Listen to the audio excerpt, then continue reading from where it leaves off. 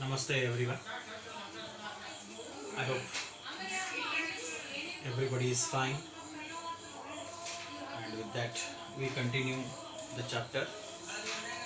So this is the fourth day of the chapter heat. So yesterday we have discussed about the difference between heat and temperature.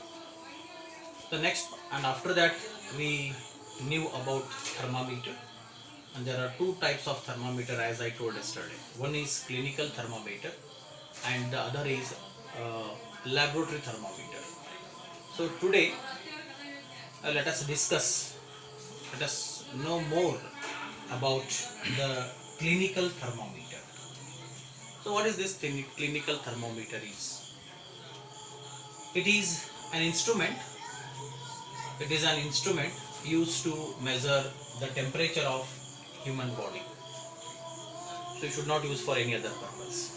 It is particularly to be used for the measurement of the temperature of the human body. So let us understand it. What are its features? So I have drawn a diagram here before we could go for understanding this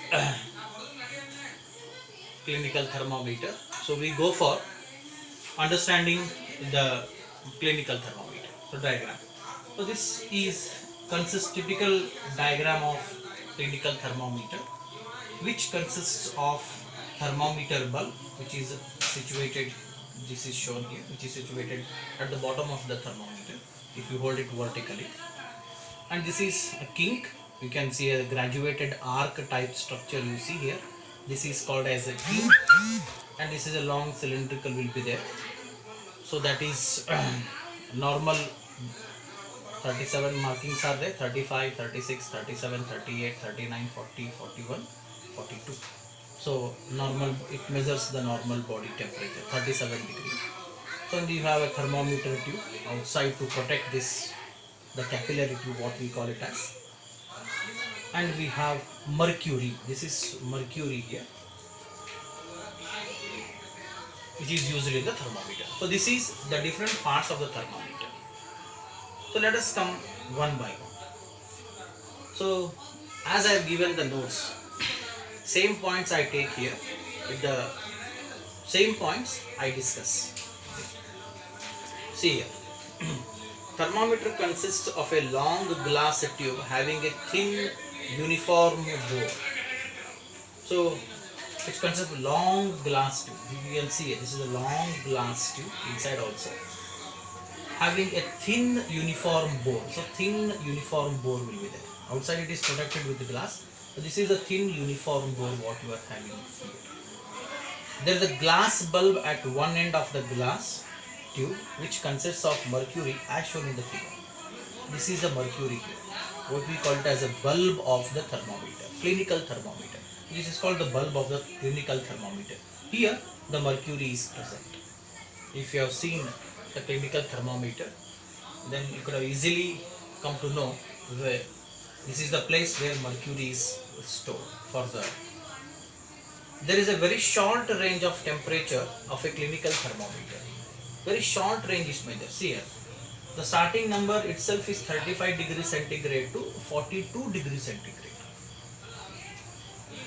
Here normal body temperature of human being is 37 degrees centigrade. See here, which I have marked here. This is a normal temperature of a human body. So below this,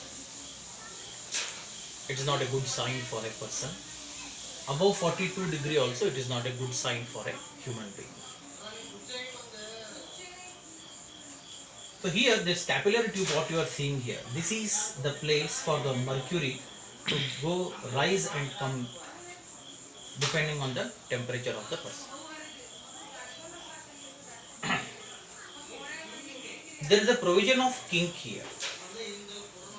So what is the main region of having a kink? See here, this graduated arc what you are seeing, this is the kink. If you hold it thermometer vertically, for example this is the thermometer, but we hold it vertically, a small graduated arc will be there soon after the bulb of the thermometer. So that is the kink. What it does, It prevents the mercury level in the thermometer tube from falling immediately. So when a person goes, or if you are checking a person's body temperature, that time, so you have to have it in either some shoulder, but here near shoulder, or some people will keep below the tongue for a duration of 1 minute. So what is the reason behind that? So that it allows the body temperature, allows the mercury to rise in the capillary tube. So after 1 minute, when doctor takes it out and see, he will come to know what is the temperature. If it is 37 degree, no issues. Slowly, if it goes more than 37 degrees centigrade or degrees Celsius, then we need to care for that. We need to take some precautions for that. That is the reason. So this kink is provided here, that immediately the mercury should not come below 35 degrees centigrade. So if the kink is not there and this capillary tube is made perfectly straight tube, then immediately the kink, the mercury would have come back, and again it could have created a disturbance in reading the temperature of the human being or the thermometer. That's why the kink is provided. It stops the immediate fall of the mercury from the capillary tube. That is the reason why we have a kink. So let us come to how to read a clinical thermometer. The first point says here, first wash the thermometer with an antiseptic solution.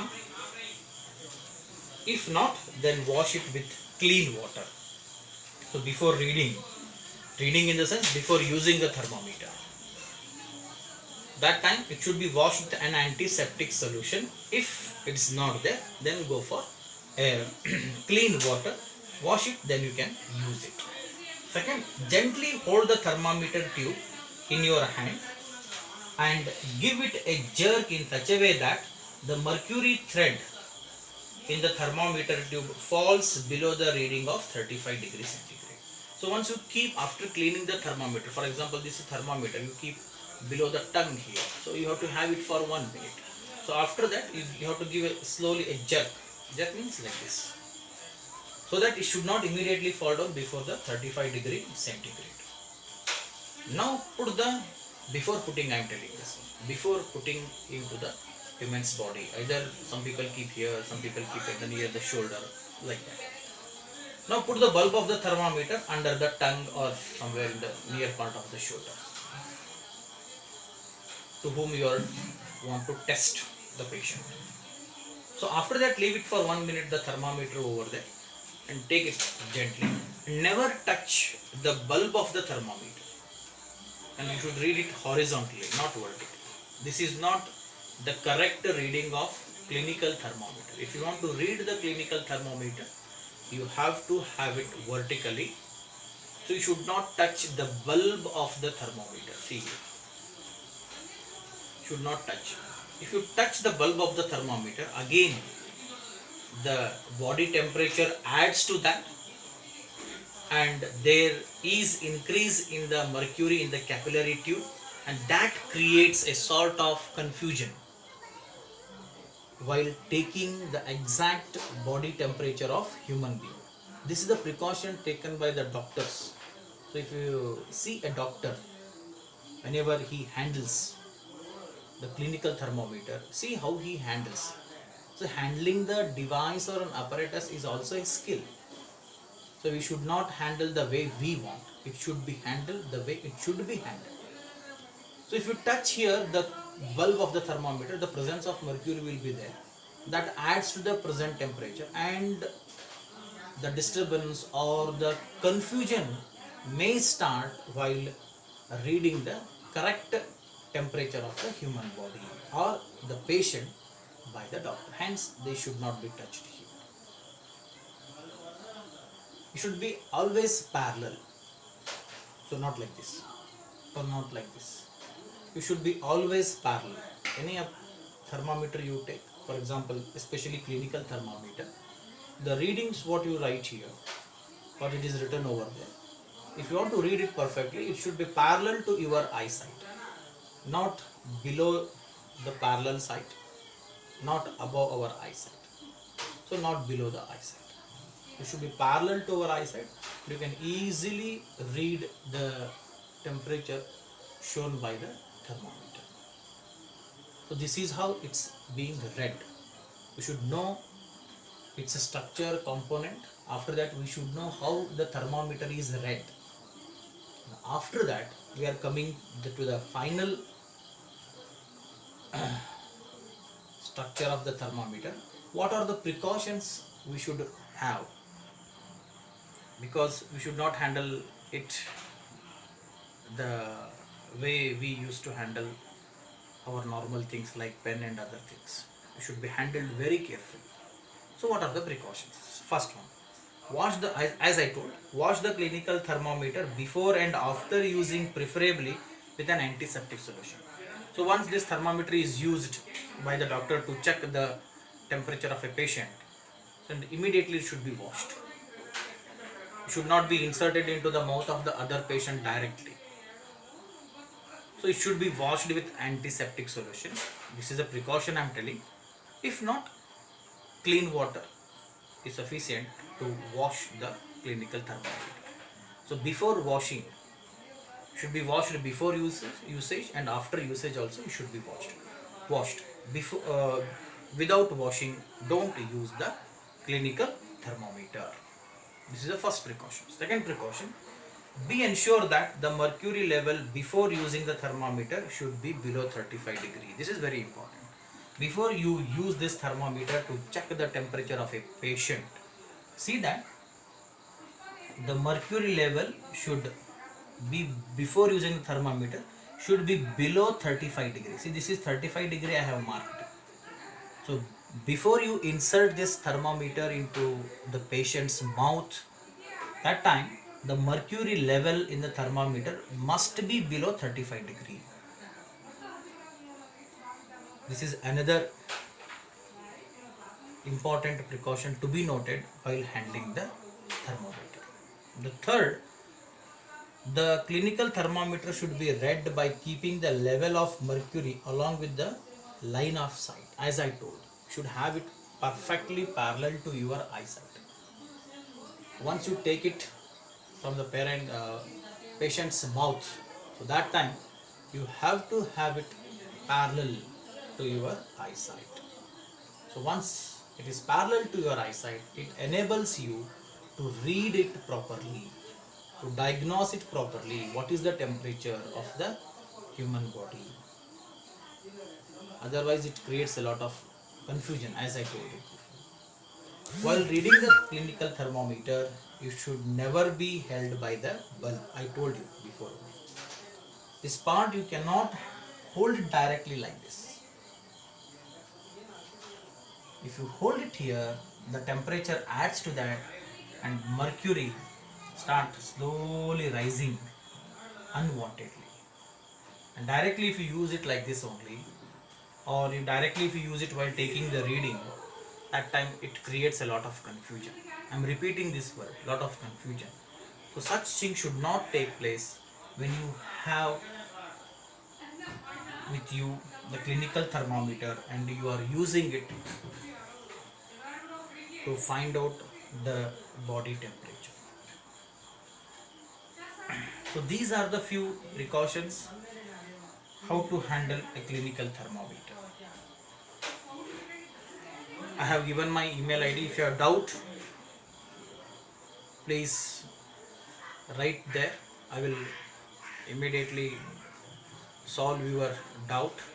And today morning I have given the notes of clinical thermometer, and now I am explaining also. Go through the notes, make a separate notebook, and given worksheet also.